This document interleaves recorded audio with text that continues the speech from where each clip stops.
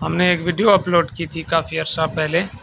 उसका जो टाइटल था वो था तांबे और पारे की गोली से सोना बनाना।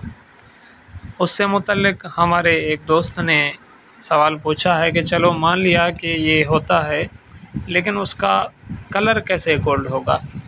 तो आज उन भाई के सवाल का जवाब देने के लिए हम उस्ताद साहब के पास बैठे हैं और उस्ताद साहब से उनके सवाल का जवाब जानते हैं। जी सर। मेरे भाई, आपने पूरी वीडियो नहीं देखी या पूरी वीडियो सुनी नहीं। गोली तो तांबे और पारे की बन गई। आपको हमने पहले कहा कि जस्त जो है, जस्त का पाउडर बना ले। पहले जस्त का पाउडर बना ले।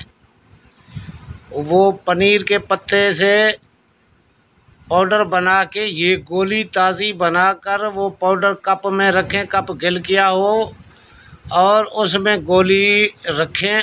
आधा पाउडर नीचे दें, आधा जस्त का पाउडर ऊपर दें और कप को गिल करके 2.5 किलो ओपलू की बंद आग दें। जब ये निकालोगे 2.5 किलो की आग ठंडी हो जाएगी। जब ये निकालोगे तो मछली नुमा ये गोली आपको मिलेगी। उसको चरखाएंगे तो इसका रंग बिल्कुल सुनहरी होगा। उम्मीद है कि आपके सवाल का जवाब आपको मिल चुका होगा। मिलते हैं अगले सवाल जवाब के सेशन में।